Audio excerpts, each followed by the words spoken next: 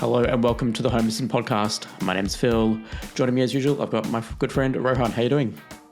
Hey, good. How are you? And 2024.12, which means a December release. Tradition is here. Frenck, welcome back to the podcast. Hey, hello. Thanks for having me. Hey, mate. Thank you so much for joining us. Rohan was originally not going to be here today, but Rohan was able to make it, and I thought, Frenck, That's right. Thank you for stepping in. And I thought, Frenck, let's just do it, right? Let's make it a tradition. It's fun. Come on. We do this 3 years in a row. Yeah. This is good. And obviously, for those watching on YouTube, you're in your Jingle Bell t-shirt. You're here for it, right? Of course. I always have. I love it. I love it. This episode is sponsored by Home Assistant Cloud by Nabu Casa. Early access your Home Assistant instance remotely for a small monthly fee that supports all of the Open Home Foundation projects, including our beloved Home Assistant, ESP Home, and C-Wave.js. All configuration is done via the user interface, so there's no fiddling with router settings, SSL certificates, or any YAML. And today we're also sponsored by ExpressVPN. We will have a bit more of that in the future. Frenck, welcome back to the podcast. How has 2024 been for you? You've had a bit of a big year personally. I know you've just come back from GitHub in terms of... That was unreal. Mate. I mean, just seeing you guys up on that stage, right? Crazy. That's cool. It was really neat to see, and it's cool to see somebody keynoting and stuff, and you're like, hey, yeah, I know that guy, right? Yeah, so that's how I looked at it when I watched back to, hey, I know that guy. Yes, no, it was such a weird thing. It is definitely a highlight of the year for me personally. I think for the project too, if you look at it from the perspective of. We're now the biggest open source project in the world. And 21,000 people contributed last year. It is an insane number. And wow. And yeah. And also, you've beaten Microsoft at its own open source project, right? I think VS Code is the second one. Finally, yes. You've beaten them. I know. And keep in mind, I think GitHub is still owned by Microsoft too, right? So they gave themselves second place, technically. In general, it was just, we were there for the rehearsals and we didn't know, by the way. So on the first rehearsal day, when Paul and I were on stage, they showed the numbers and Paul and I were looking at each other like, no way this happened. We were so completely off, but it is exciting. This was cool. This was insanely nice to be able to show the project and tell the world what we do, right? Especially the developer world, because that's what's targeted there. Because those are the contributors that build Home Assistant eventually. And being able to share our story there was super. It was perfect. It was amazing. Yeah. And the nice part of it too is you kind of start inspiring other folks to also start doing this is what open source does, right? And, it doesn't always have to be, oh, well, this is my own proprietary thing. And absolutely you can use it, or at least open source components of it, right? How the Open Home Foundation now has you've got Z-Wave.js, or you've got Home Assistant itself, or ESP Home, or all these different projects. It's okay, maybe your overall thing is proprietary, but you can take parts of it and open source it and say, hey, I think people would actually really find this thing really useful. Here you go, right? And I mean, at the end of the day, Nabu Casa itself is still a company. It's still whatever, right? And you folks are taking that and saying, okay, well, yes, we are. Again, we have employees, we have all of that stuff. They get paid, including yourself, Frenck. And how do you take that and say, okay, well, we're still going to build this thing where you can totally run it for free without giving Nabu a cent and get 100% of what a user that is paying Nabu, right? Even today, and I tell everybody that constantly, I still feel like the same contributor I was 7 years ago when I started contributing. I still feel like I'm contributing on a daily basis to the Home Assistant project. And yes, there's more, for me personally, more managing involved, right? Being able to handle all those 21,000 people together, that's the thing that we do most in Nabu Casa, right? Trying to steer and raise the project and mature it and make sure everybody can get their contributions in and that people are supported and keep the community going. that's a big task. But in the end, I'm still feeling like that contributor. And that was so weird also, like in to be at GitHub Universe there, realizing that you're not just that fella behind your desk, basically, right? It's you're making actually a change that people care about. And that's actually pretty cool to realize. Spoken to so many people that are using Home Assistant and came up and say hi. That was so cool. That was so heartwarming, and that's what we do it for, right? We do it to build something cool together, and not because, right? We're not like a big commercial company in that way. Yeah. So I do want to get on to 2024.12, but I just want to stay here for a second. I just had a thought. You're managing, effectively you said 22,000 odd contributors, right? How do you find from a project perspective, that's a lot of contributions. How do you keep that ship heading in this one direction, right? I know if you get, anything by committee, right, seems to take a lot longer. Have you seen, anyone sort of forking Home Assistant in a different direction and then creating a spin-off over here or anything like that? Or oh, sure, there have been forks, but the problem is, like, open source is all about forking and do your own thing, and that happens a lot, right? And then the fork contributes back, and times that's what mostly happens. But sometimes a project spins off into something new. That's definitely possible. Home Assistant is open for that. Like, it's an open source project. You can take it and use it.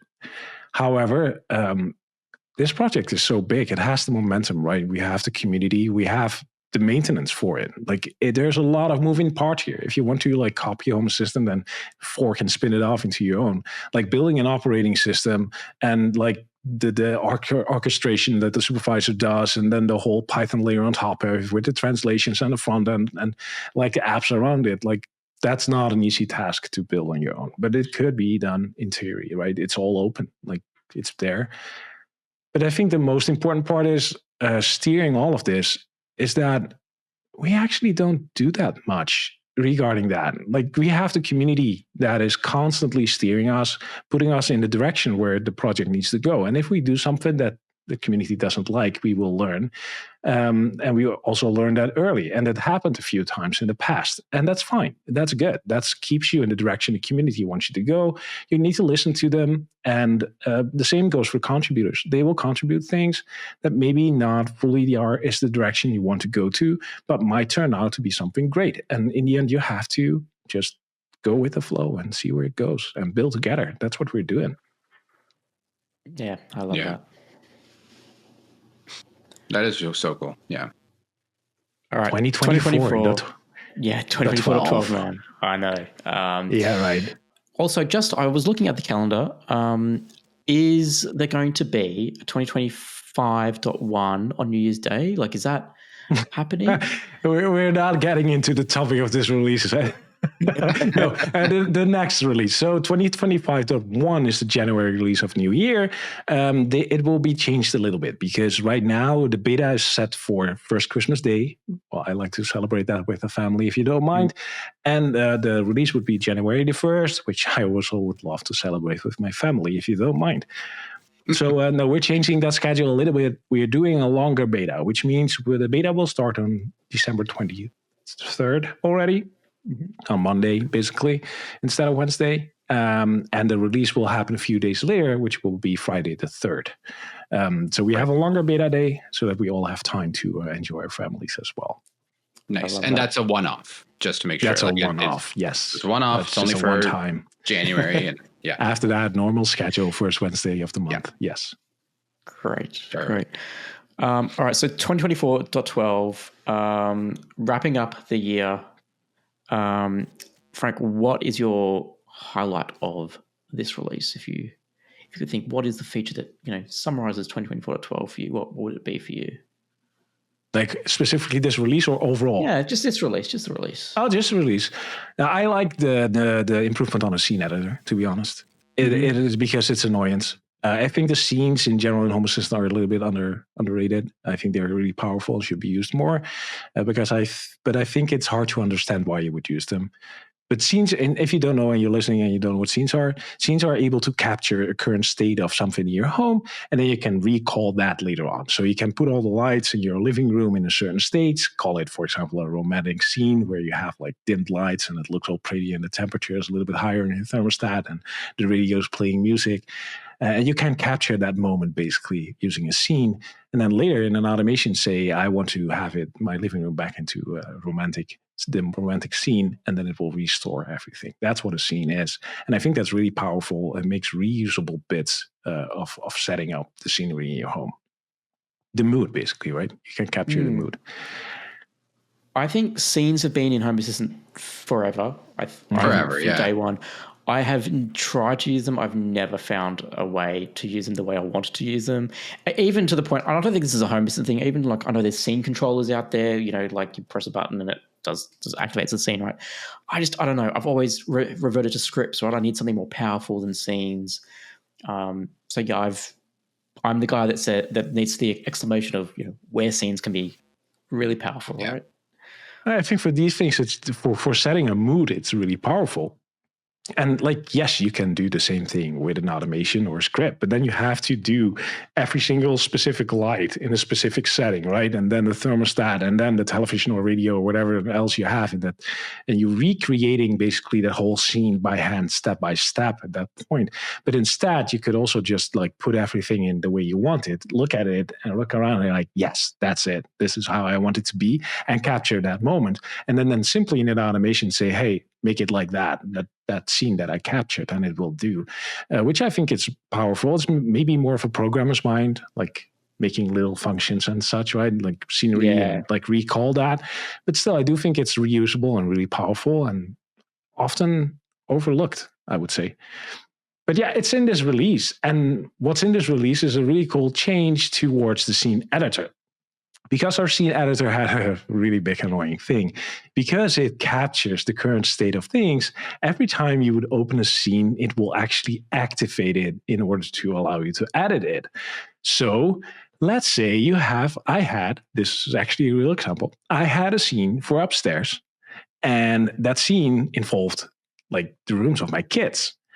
So at some midnight tinkering, I was sitting around my desk playing with my Home Assistant, opening that scene, and what it did is immediately apply it, waking up the kids because it turned on the lights, which was actually pretty dramatic. Anyways, that didn't work well. And what's changed this release is that you can now actually open up a scene, look at it, change its name and icons and areas and whatnot without activating it. And if you then want to change the actual contents of the scene, you can go into an edit mode, which will activate it, and then you can change the setting and tweak it and then save it again. It always baffled me why it wasn't like that, because I've had that exact same scenario, right? And I think anybody who's used to scene editor in the past, again, a lot of times you do it at night after your partner's asleep or whatever and doing whatever, and you're like, hey, let me do this thing, and it's like all of a sudden it's like triggering all this crap up, and you're like, oh my god, stop, right? Even if you just wanted to change the name of the scene or change the icon or put it in an area, like it would activate, and it's just. But Carwat's helped out here together with Marcin. Marcin works at Noble Casa. He worked on the UI together with the contributor Carwat's here in order to make this happen. And it's one of those things that is just like, why wasn't it this all the time this way? This is my highlight, but just because of that. And it's just one of those things that everybody is annoyed by, and it's fixed, and it's that easy. Yeah. Love it. All right. What else we got this release? We got LLM fallback for voice. So you can set up a voice assistant that kind of says, hey, let's look at our built-in intents first and then fall back to LLM. That's just nice, because instead of it hitting like let's say Google or like Gemini, whatever it is first, or open ChatGPT instead of that. Exactly. And it'll save some money too, right? Because instead of sending all of that stuff up to whatever service you use and then sending it back, then it'll just say, hey, I just wanted to turn on these lights. Just turn them on. I don't have to go to the cloud for that and whatever, right? So it almost reduces the dependence on cloud there too, which is nice. Which I think is pretty similar to the way the little lady works, right? Like in the Amazon Echoes, where once they've understood what you're saying, they don't necessarily, try and translate it. Like I think they have sort of mini local processing for commands like turn on the lights or turn off the lights. But anything other than like just those general commands would go off to the cloud and then get processed up. That's my understanding, because she can be pretty fast. Interesting, because I've always had like, if my internet's disconnected and I call the name, like say the wake word, it'll just yell back saying, internet, I can't get to the internet right now, or something like that, right? And the wake word processing is local, that's sure. Yeah. No, the thing is, what I like about this is that it just is a lot faster, right? And not just like, if you say turn on the light, which is such a standard sentence to use when you control your home with voice, that will be processed locally and instantly by the intent parser without even sending information to the LLM. Because if you use an LLM like ChatGPT, those things can be slow at times and it can take a couple of seconds for it to respond, right? So if you now say something like turn on the light, Home Assistant can just figure out, oh, you want to turn on the light and be done, and tell you that it did its job. Without even hitting up that API. It saves cost. It will be faster, and it's cool. And it's optional, by the way. If you like more of the LLM response and more that interactivity, then you can still do that. But in this way, how it works, it tries to resolve itself first, and if it doesn't work, it will forward it to the LLM you have configured, which I think is a really powerful combination. Yeah, and I've actually experienced those delays too. Just as I've been playing around with voice and all that stuff, I'd say the wake word, and then I've tried turning on the lights that are just above my head, and sometimes it took like 10 seconds almost, right? And it's like that's an unreasonable amount of time to wait for that to turn on, at least in 2024, right? And maybe back in the day, sure, it's witchcraft, but right to now, add to this witchcraft, we have improved the speed of the intent parser as well, like insanely this release. There's a new version. Like if you say something, it will try to match it, and the amount of matches it tried to do could be, I don't know. I think for German it was like 17 trillion matches or something like that, like an insane number. What they have been able to do is reduce the number of things it looks at by doing smart things with algorithms. That's above my hat, but we have very smart people that work on that stuff, and I've seen like reduces like to 13 million or something like that. That are big number differences that make the local intent parsing even faster, and it is lightning fast now. It's really cool. But how have you been playing with this, Rowan?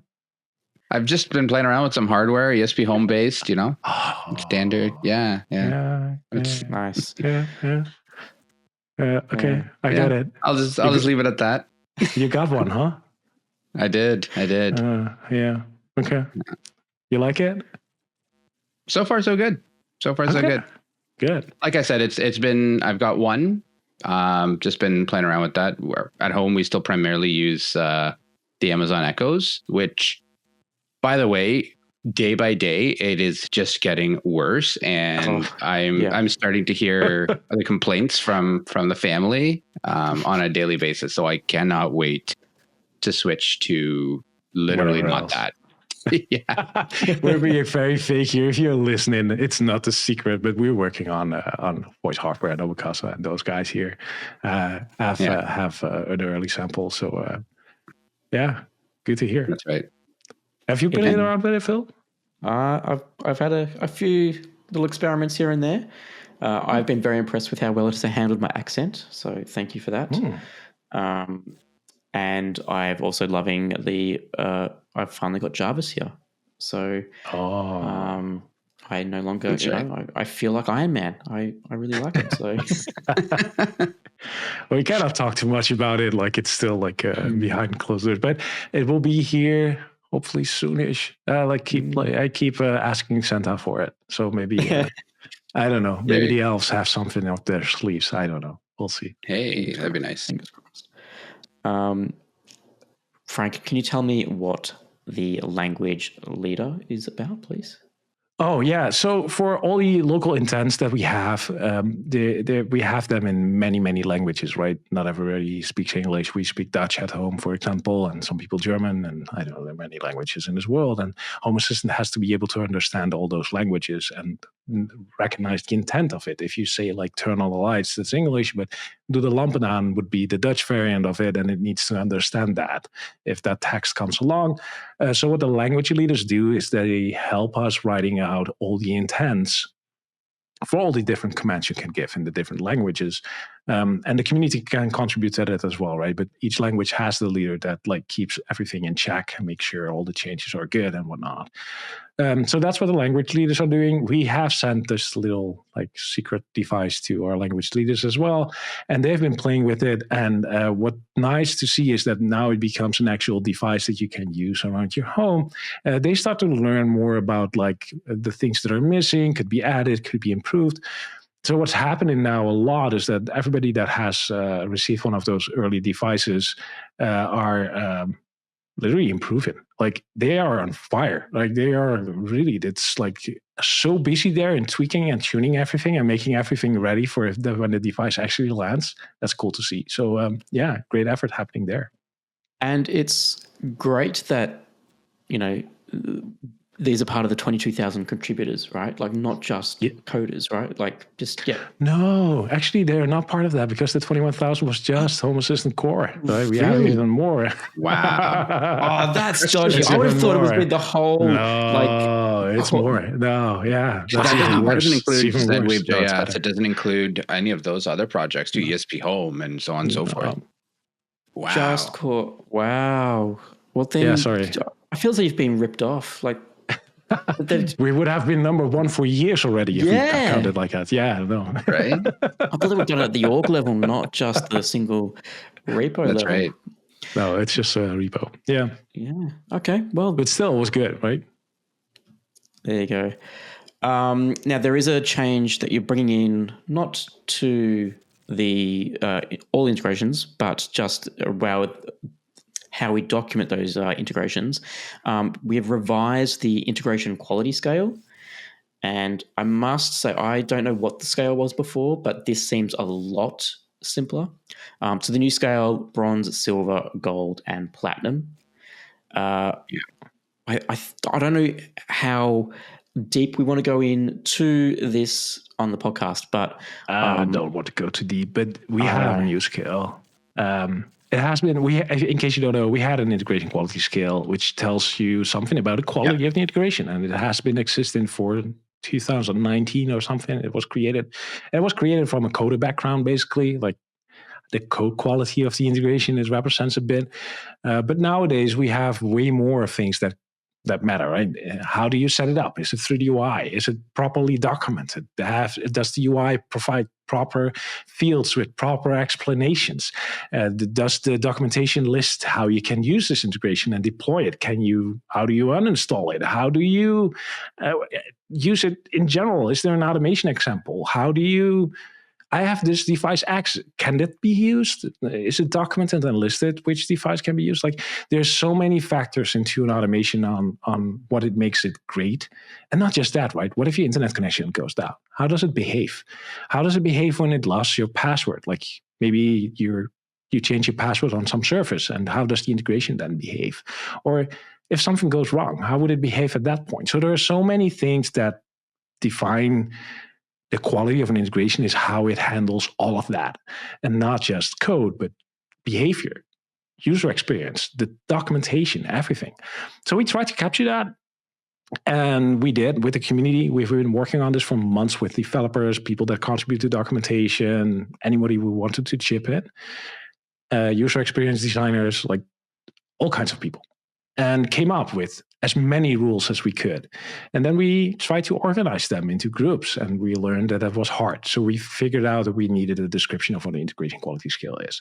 So we now have bronze. Bronze is a new level, a new tier, the baseline tier that every new integration should carry. It should be able to set up through the UI, and that gives you like a basic integration. Then we have silver, and silver is about reliability and robustness of the integration. So all the rules in there will adhere to, like what if the internet connection goes down and error handling and things like that. Then we have gold, and gold is about the gold's user experience, the golden standard of an integration. It should have, the documentation should be fully up to spec and all details should be there and translation should be there, like everything that makes the integration the best user experience possible. And then last but not least, we have platinum, and platinum is the last little bit where we can say, okay, this is like the code is optimized for the perfect performance and looks really well, and every developer can understand it when it looks at the code and it's easy to contribute to. So that's the last mile to make it like shiny and perfect under the hood, right? Like polish up the engine. So if you pop up the hood, it even looks beautiful. So yeah, that's how we have set it up now, and with all the rules extensively documented for developers with examples and why we do this and why they're there. And we currently going through all integrations, and all contributors go through all integrations and trying to score them again on this new big list and helping it to get it to a good level. And I thought I heard on the creators call, either you or Paulus mentioned it, saying that if you're a certified by Home Assistant or works with Home Assistant, I think is the name of the program. Yes. You have to be a platinum. Your integration has to be at a platinum scale or a gold scale, something like that. Yes. So if a device would apply to the Works with Home Assistant program, that's cool. But then the integration that's needed for that device needs to be at least gold. So in that case, the manufacturers also asked, like, it's cool, but then we need resources, or you need to invest time in getting it to that place, right? Because if we certify a device for that program where we say like, hey, this device X works excellent with Home Assistant, then the user experience needs to be at the top bar too, right? Which means gold, because gold is aimed at the best user experience. So that's how this is set up. What makes this whole thing different compared to what we did before is that we now also have processes in place to add new rules over time, so we can evaluate this and like keep up with technology and like things that happen in our IoT world and the Python world, but also like anywhere else. So we can grow this up to something else and make it bigger. So that's I really like this. It's so cool to see how many people have been contributing in the last few weeks in changing documentation. We've seen, I think now 100, 150 PRs already, pull requests and changes and contributions towards documentation and changing just text in user interfaces to make things more clear. And that will just help everybody. So for an integration to be a platinum scale, does that also include like the technology behind it? So only a local push would be able to ever attain platinum, I'm guessing, because that would mean, or could also rely on the cloud? Could also rely on the cloud, yes. Like it tells something about how resilient the integration is, how the experience is, but the technology itself, no, not so much. Like in the end, that's for the Works with Home Assistant program, that is a deal, right? Cloud is not accepted in the Works with Home Assistant program, for example. But this is about the quality of the integration itself and not necessarily about the technology you use behind it. It should be able to handle the cloud being offline, for example, really well, right? That's what it does document. Right. Nice. Right. And there's a couple of non-tiered tiers too, right? So like no score, which I guess just means that the developer just hasn't gotten around to doing it. Yeah. We have 2,000 integrations, right? And we just like introduced new tiers, which means they all need to be reevaluated. That takes time. So everything has been downgraded to no score right now. Yeah. And then there's also internal stuff. What's legacy? Like it's just... Yeah, that's a new tier, legacy. We smack that on basically everything that's still not supporting UI. Because if you nowadays want to set up an integration, it wouldn't be really acceptable for people to dive into YAML and write that up. That's not the expectation our community has nowadays.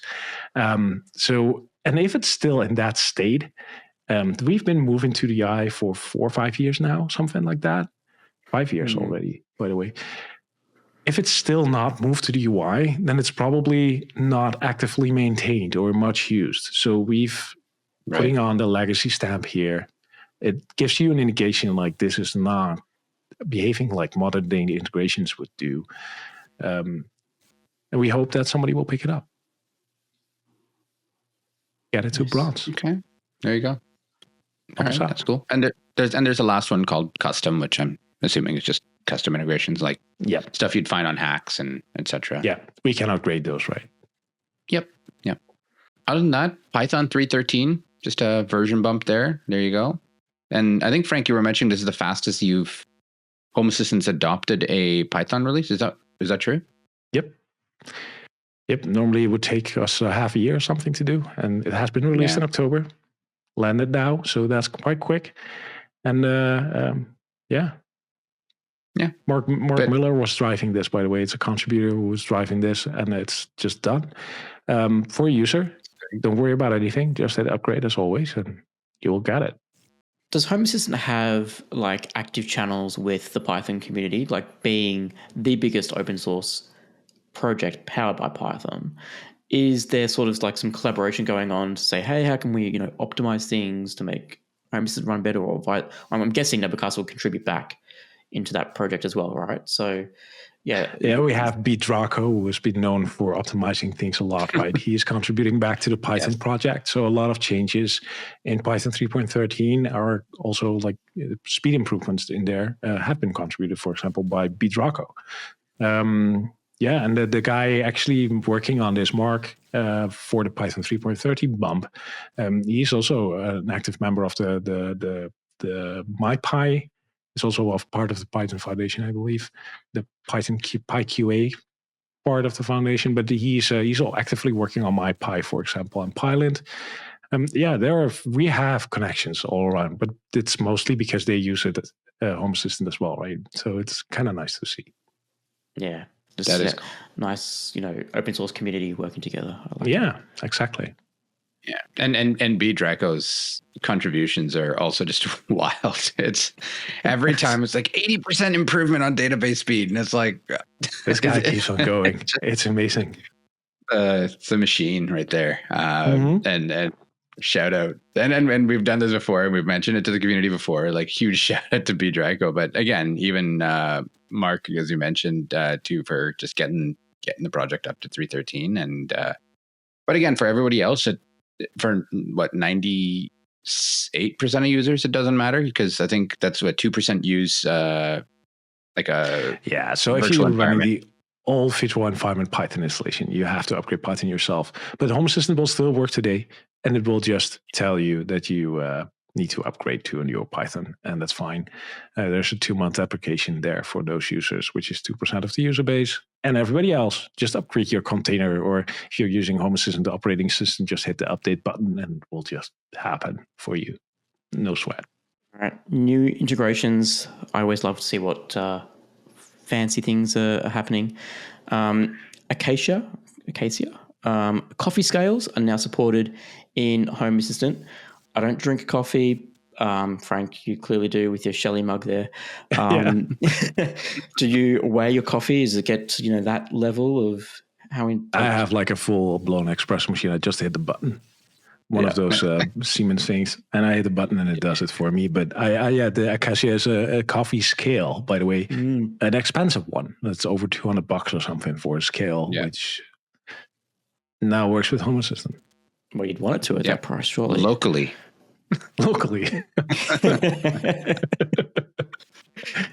That's what money buys, ladies and gentlemen. No, it's cool. I mean, I even if that kind of stuff, like, premium or not, I'd love to see that it's, we have a smart home platform that supports coffee scales. Come on. That sounds great, huh? And it's the same thing that supports the price of Bitcoin, that supports whatever everything else. So why not this? It's amazing. That's right. All right. Music Assistant is now official. Cool. Just to confirm, this is not the Music Assistant add-on. It's the Music Assistant integration for the add-on. If you haven't tried it out, you should, by the way. A lot of people like it. It's a cool little thing to add into Home Assistant. This is the custom integration coming to core. Not fully all parts have been merged to core yet, so there's still more coming, but it should be usable for 90% of the users now completely, so they can get rid of their custom integration, if I understood it correctly. But yeah, it's good to see it happening and coming down here, and particularly in use with speakers and maybe future voice assistants, you could do some fun things with that. So there you go. I will say, and this is not bagging on Sonos, but I've just been having a few issues with my Sonos speakers lately, right? Since the whole app kerfuffle, to a point where I wanted to go just playing some Christmas music tonight, and the next song came on really loud, and I needed to turn the volume down, and the app was not responding. I had the buttons disabled on Sonos. It was quicker for me to then open up Home Assistant through Music Assistant and then turn the volume down than it was to use the official app. I'm not the guy that is always shouting like I want the old app back, but in this case for Sonos, I want the old app back. Yeah. I'm clicking everywhere. I'm not sure even where I click. I hope I find the right spot where to click and that I can control the audio. And so annoying. Anyways, yeah. Oh, you mean like it's off, like where you press versus where what actually. Yeah, but also like just finding, like if you have a lot of devices in the home, switching between them to switch an audio source, for example, it's just a horrible experience. Yeah, it is. And it's such a basic thing to do. And I think I haven't worked out with the new app how to change rooms, but I think I select a room that I'm currently in and then have to go back and then it shows me a list of rooms. I don't know. It's such an odd experience. Yeah. I don't get it. No. It's weird. Music Assistant is the answer. So try it. Yeah, there you go. Definitely. Also a project of the Open Home Foundation, right? It is, yeah. Affiliate with the Open Home Foundation. So we really need to update our ad read with, but it's at the point large. I updated it a little. I will send you the revised version. I told something else than was in your original thing. That's okay. Little tweak it tunes. Things are changing. Yeah. All right. Nord Pool pulls in the latest energy prices from the Nord Pool energy market as sensors into Home Assistant. And they apparently run the leading power market in Europe. So, Frenck, you probably know who these people are. Obviously relies on the cloud to get that data, but Frenck doesn't know who they are. Okay. I have no idea. But it's sensor data like with prices. So if you look, you can use it with the energy dashboard if that applies to you, I would say. So Sky Remote. There's a Sky Remote integration to control a Skybox in Home Assistant. I don't know what any of those things are, but that's cool. It's meant to control Sky satellite receiver boxes with the LAN port. So there you go. So Sky TV is like a big pay TV provider in the UK, owned by News Corp. That sort of Rupert Murdoch empire-ish. Yeah, but interestingly, and I was looking at the integration, it's an assumed state integration. So it just assumes that when you send a command to the Skybox that it's going to do what you tell it to do. So there's no two-way communication with the box. It's like an actual remote, right? You push the button and then it assumes that you press that button and send out a signal. All right, new features that are here are rear link, pan, tilt, and zoom tilt sensor, PTZ. I think that is the tilt sensor position sensor is now here. There's also a bit rate and frame rate select entity, so I'm guessing you can choose those.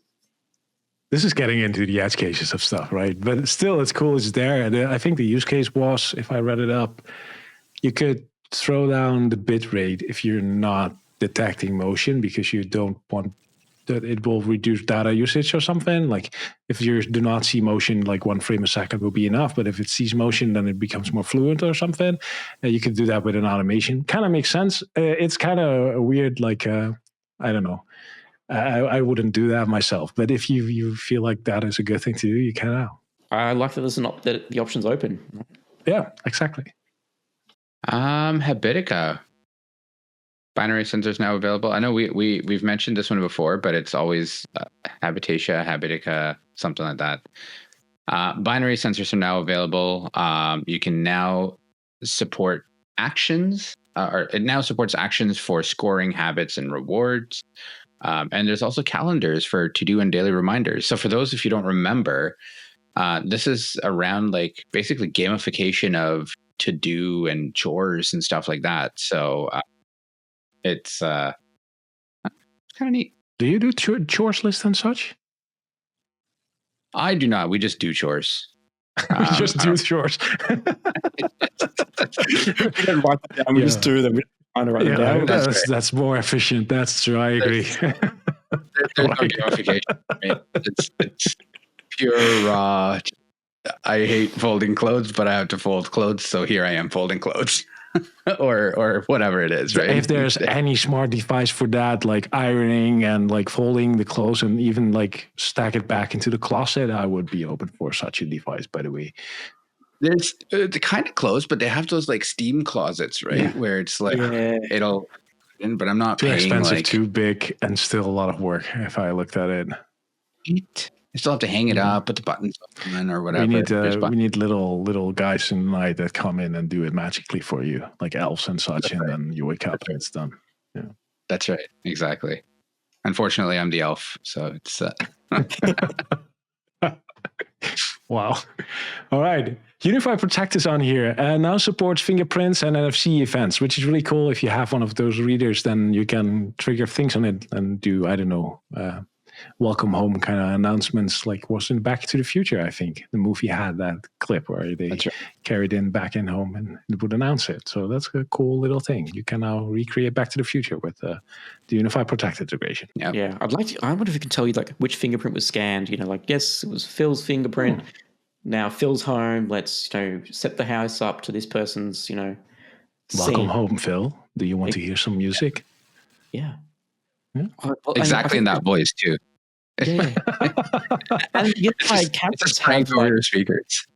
I actually had the last few days request to record my voice into a into a model so people could use it. I found that so weird request, but okay. That's funny. For the podcast, the software we use actually has that capability. I see the button. They're always asking me, record, for an AI voice. I'm like, I don't know. I mean, I don't really want to give someone my voice print, Yeah. I don't know. Time entities now are now supported in automation, time conditions, and triggers. Excellent, similar to the date, entity around there. So that's cool. I like that because then you can control, like this automation needs to execute after 6 p.m. or maybe just change it in the UI to 7 p.m. and all your automations are after. Realistically, I don't think people change that stuff that often. It's to make that dynamic is not really needed, I think. But if you want, you can. I'm sure there is a use case out there for it. Oh, I'm sure there is. Download camera snapshots. That one was cool. We talked about cameras last release, right? We had WebRTC, and on the live stream, Paul and I were discussing live on stream, like, hey, it would be cool if you just could like snapshot your camera right here and save the image you're looking at right now. And people apparently watched the release party and build it. So that's cool. It's there now. Thank you so much for your contribution there. And is this with any camera? Does it have to be a certain camera? Yeah. Like, wow, that's cool. Yep. So just bam, done. I like it. The automation editor can now show YAML parsing errors. So if you are in the UI and you decide, hey, I just want to flick over to the YAML for a sec, it'll now actually say, nope, you've actually forgot the space here and throw. This is not a contribution by Carl Watts, by the way. The guy just keeps on adding stuff that you're like, why wasn't it in there? Like you make a YAML error, why didn't it tell me? Well, it now does. It should have been doing that from early days, always actually. And considering that it had text highlighting anyway, right? Like you'd think, like. But it's cool. It's now in there. So thank you so much there again, Carl Watts. It's cool. That's perfect. Units of measurement. So there's an edge case for translations in units of measurement. So in Home Assistant, when you translate the entire app, I guess, everything is translatable except the units of measurement. So for example, if you use like some custom, like how many kittens do I have, right? Like whatever that how many kittens? I don't know. The unit typically was not translatable. Now it is, right? So again, when it's like stuff like degrees Celsius or kilowatt hours or something like that, that's. Yeah, if the unit has an actual symbol, then it doesn't matter much, right? So if it's like degrees Celsius, then there's no translation happening. But you need like, if you have kittens, but maybe a more like recognizable example would be, if you have Plex, it will tell you how many movies you have, right? So it will say 10 movies. Movies and kittens would be then translatable now by the community. So if you have your user interface configured into Dutch, it will say films and katten, which is then nicely translated. There you go. All right, let's talk some backwards incompatible changes. Phil, yes, kind of stole your thunder there. Ecovacs is not being recognized. The Ecovacs devices are not recognized by the library, will no longer be fallback to a vacuum. Instead, the device will not be added to Home Assistant and a warning log will be created. So if for some reason you had a device from Ecovacs that was not properly recognized, it's not going to be showing in Home Assistant anymore. Frenck? Glances v2 API is no longer supported. It's deprecated and removed, and the integration now only supports Glances v3 or higher. There's also v4, so most of the people should be good. And templates, that this template variable, which is in some templatable pieces, right? So some of the helpers, was based on the new state instead of the current state, right? So it's taking the intended state rather than what it is now. So that, I guess, is no longer the case, so it affects a bunch of different pieces that use this variable, right? So if you use that for your templates, then essentially you need to change that and start using the value variable instead. And what that affects is the command line, REST, scrape, SNMP, and SQL pieces. Again, if you're using those right now, you're probably advanced anyways, and you should definitely read the docs. Yeah. Even then, you're probably not affected by this at all. It's it has some, like if you have this, then it reflects the current state of the entity which triggered it. So if you change it in your script and still use this, the value of this could then change across the timeline, right? So if I have the light this that triggered it and change the light this, then using an action, and then later request this again, it could have a different value because I took an action on it. So in that case, it could affect you, but like just trying to explain you to this is already like showing how like less likely it is that you hit this at all. This, hit this. Yeah. Yeah, there you go. You can't even explain it because you have to use this and this. Yes. And that. Yeah. And Z-Wave requires a version bump 1390 is the Z-Wave.js server version you want to use. Don't worry about it. If you have like the proper setup as documented, it will just take it care of you. And if you upgrade, it will tell you if you need to do anything. So just upgrade for this one, for Z-Wave. Don't worry about it. It will tell you what to do if you have to do anything. What's happening in December first before I tell you mine? What's happening in December? Giving me a hint. What's happening December 1st? I'm not going to lay it on you. Wow. All right. So December, we're going to announce upcoming Sunday, which is December, which is after this podcast comes out, by the way. So if you're listening to this podcast, it's already December and this is already happening. Right now happening is the month of what the heck. And this is the third time we're doing this. So I'm really excited for it. If you don't know what it is, it's basically a month where we open up a community forum. That's called the What the Heck forum category, basically. And you can go there, create a topic, and you will have a topic title, like a subject, and a text field.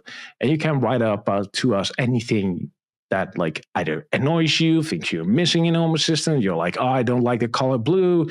We had in the edition 6 years ago or 4 years ago, we had like Frenck's avatar. It isn't really friendly. We had people saying like, well, if this button was there and if I could just click there and was moved a little bit, it would be so much nicer to use. Some people came up with huge features, which some of them actually landed over time.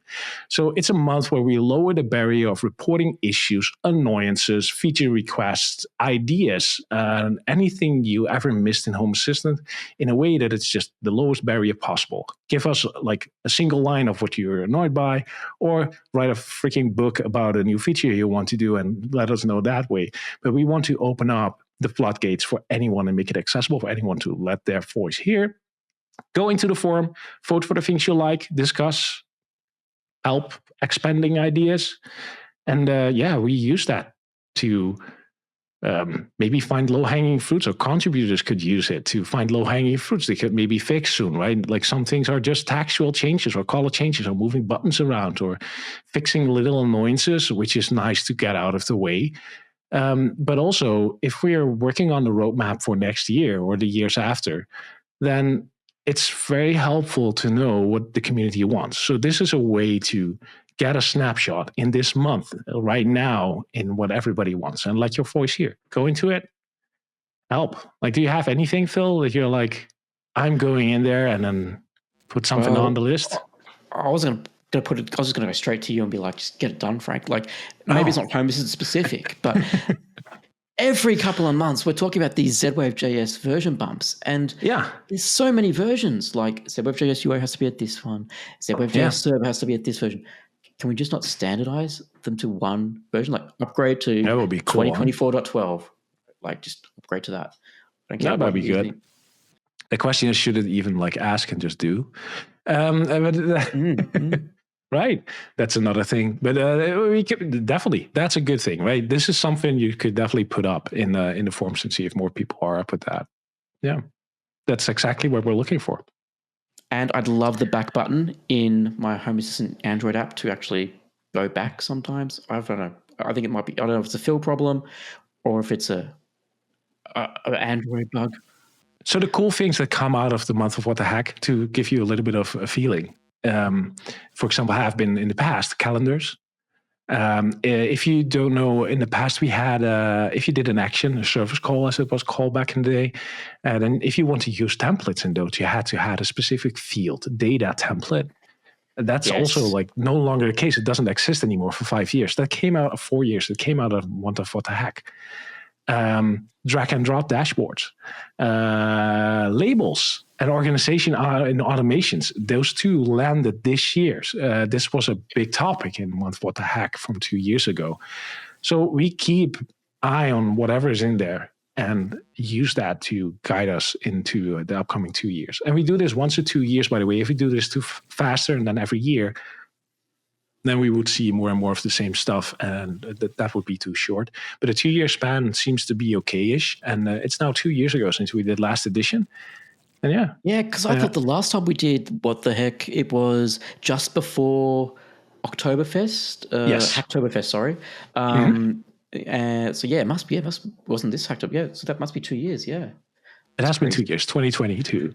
That was the last time. In 2020 was the first time. So this is the third installment of this one. And it's going to be cool. I'm looking so much forward to this one. Especially, right, with all the new features landed, like the whole new dashboarding stuff and the tile cards and the labels and the categorizations, the data tables, and there's so much UI changes. I'm pretty sure we've introduced no annoyances or things that we've missed or little tweaks that could be added to all these new things. I'm really looking forward to see if people have anything on those. The other thing I want to, we haven't really talked about it, and it just kind of came out. There was a bit of announcements around it, but I definitely missed it. But is the 2024 year-end roadmap that Madeline dropped. So that is out now. Sounds like you guys got a lot of stuff done this year. Like already done, kind of done. And then what's next is, it looks like it's improving privacy for user, guest, and public access. What does that mean? So in terms of like tablets and stuff like that, like, hey, I have this tablet out here, so how can I make that a little more restrictive? Or is that like, are we talking like role-based access? No, not role-based access control. This is role-based access control is a beast to do. I know a lot of people want that. And I'm pretty sure it will be a topic of What the Heck again. But it's not something we can easily do, and where we are struggling with justifying the amount of effort that it needs for the gain that it brings. However, the general features that it out of this that people are looking for is be able to give access to guests, indeed, right, or to parents that visiting and or a babysitter or whatnot, and the privacy that's focused around that, but also like limiting things down for kids, for example, is an often asked for feature. So the question is, do you need like full-based role access control for that, or can we come up with things to, like, for example, expose the dashboard and only secure that part, things like that? And so we're exploring this, we're researching this, and we're looking into how can we achieve the main grinds in this part of the feature request there. Is there another way? So we're just investigating that. And for privacy, what does privacy in your home even mean, right? Like outside of the world, we are pretty much aware of what privacy means, especially in regions like GDPR. We are in Europe very much, offices are very much put into privacy and be privacy aware, right? But what does it mean for the privacy in your home itself? Where are you? Right. Or where's my wife hanging right now, right? And things like that. And what does the privacy inside a home look like? And these are questions that we actually don't know. So we're going to research that. Nice. Okay.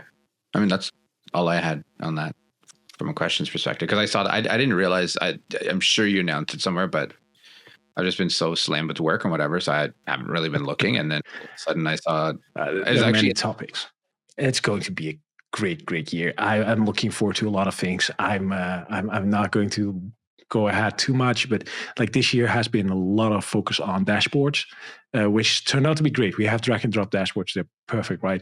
We worked a lot on organization, like the new dashboard, the new data tables and such. They're really helpful compared to what it was, but also the labels and the categorization. I think labels opened up a new space of things.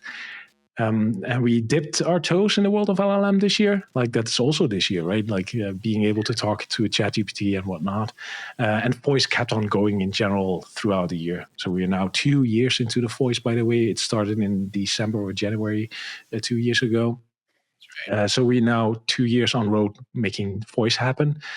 So these are basically the main lines throughout the year, I would say. And for upcoming year, we haven't fully set the team yet. There are some things in the roadmap, but for me, if I look at it from a engineering perspective, what this would mean, I think we're looking at more automations, more things with automations. Like we have given the dashboards a lot of love. I think we are going to see a shift towards automations and the editor there a lot. I think there will be a focus on making Home Assistant UI and UX more rounded across devices and how dashboards look and how they are auto-generated. That's something we need to figure out as well. And for that, we need to know what the device actually entails and what it does. So I think the focus will be mostly going towards that for upcoming year. But then again, we're an open source project. You'll never know where it's heading. Like we see some weird contributions happening, and we have 21,000 people contributing and steering as well. So we'll see. I'm very looking forward to 2025. That's awesome. Yeah, looking forward.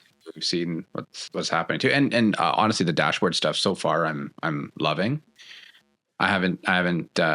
I built my dashboard and then I haven't really touched it. So now I have to go back and start using some of the new stuff that's in too. I did play around with, oh my God, what's it called? The new drag and drop. Sections. Yeah, sections dashboard. I did play around with sections and stuff quite a bit. And then I was like, this is awesome. And then I built something else. And then I was like, I need to integrate sections into this. And I didn't. And then, so that might be my 2025 fun project where I might start saying, okay, you know what? I want to rebuild what I have right now more using sections. But it's always hard. I always like seeing how other people break apart their dashboard or how they categorize things within their dashboard. Because right now, what works for me right now is I have it categorized by room, right? So like my office, I press that, bubble card pops up. What am I running in my office, right? So I got my lights and I got the other lights and whatnot, right? I want things like give me just a dashboard of my cameras and call it a security dashboard and just generate that thing, make it nice. Yeah.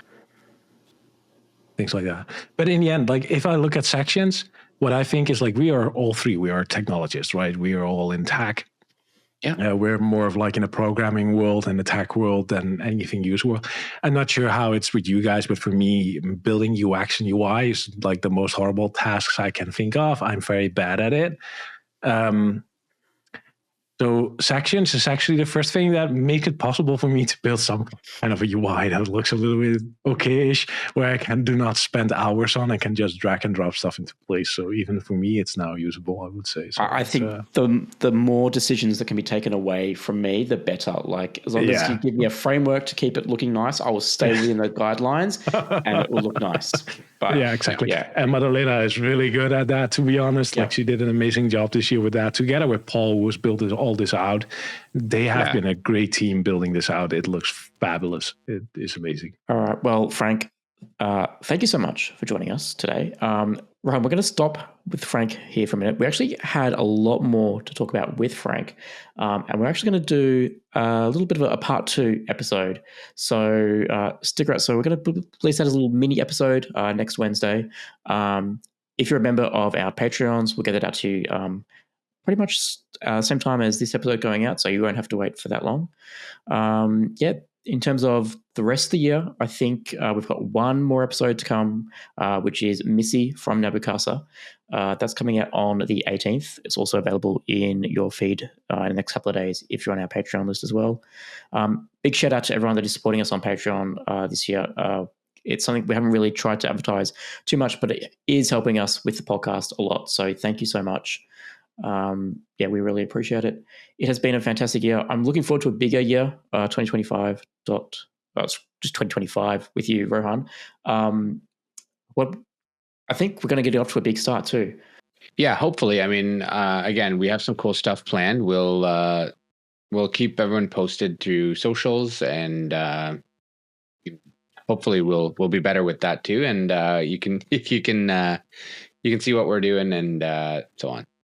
Yeah. We're actually going to be in Vegas for CES 25. So we'll try and we're going to be focusing on the smart home stuff as well. We'll probably try and republish maybe some live streams or quick video content out on our YouTube channel. So if you haven't already subscribed there, we'll try and get some episodes in your podcast feed as well. What we discover there at CES. And let us know. Let us know what you want to see as well, and we will do our best to get there and record it and see what's going on. Yeah. Otherwise, Rohan, thank you very much for another 2024, another year of Home Assistant releases, sticking with us. I'm looking forward to another year of it. And thank you everyone for listening. Thank you for the listeners. Yeah.